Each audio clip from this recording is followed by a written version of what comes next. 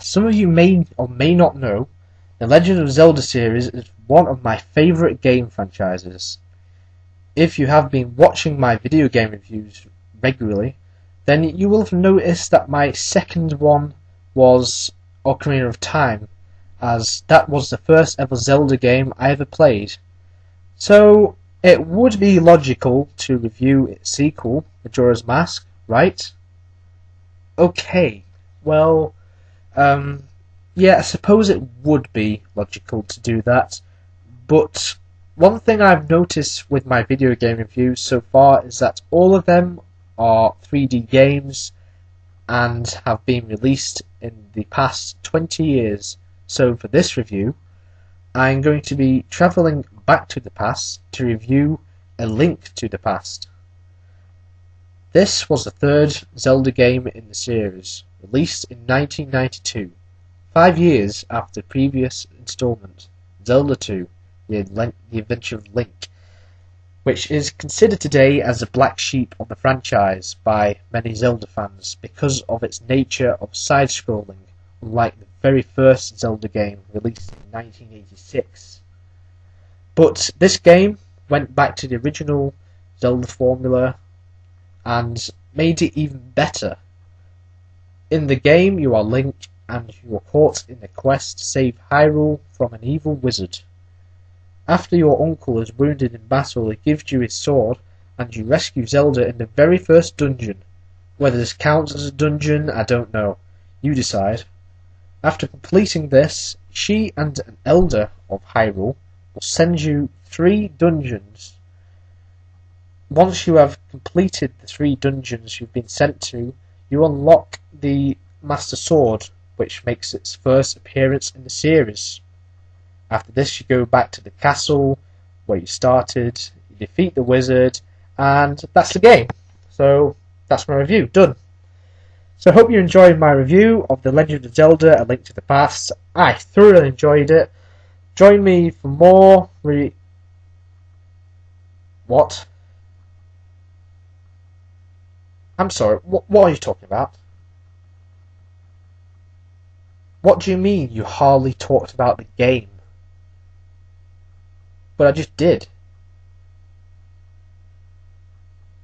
Dark World? Oh, shit. Okay, apologies everyone. There is still more to talk about with this game, the Dark World. Now this world is evil. If you thought the first 3 temples were hard, then think again. The temples in the Dark World are extremely intense, but they are doable. I managed to complete them, although it did take me a while. There are 7 maidens in this world that need rescuing, and it just so happens all 7 of them are at the end of each temple. The fun thing about this though is that in each temple you find a new item which makes your quest a little more easier. Then after you complete all 7 temples, you are actually nearly done completing the game before doing another dungeon. But that is how far I will go, because if you've not ever played this game ever before, then I won't spoil the ending for you. So that's pretty much all that happens in the game, really. The gameplay is similar to the original Zelda game. As you journey through Hyrule, you can do additional side quests, which is very usual in Zelda games. And you can find emptied bottles and heart pieces and rupees too. I must say, I enjoyed walking through Hyrule. It was actually quite fun.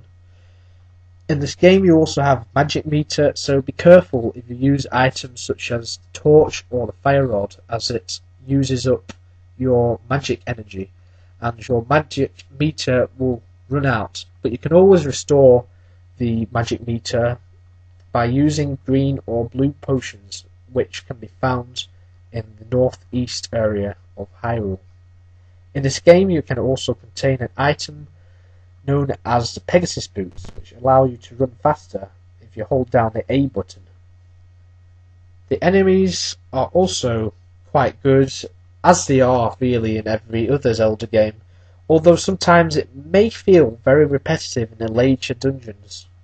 I definitely found it repetitive. The bosses are also quite good, but very challenging, as they all have very unique abilities, which I think is quite good.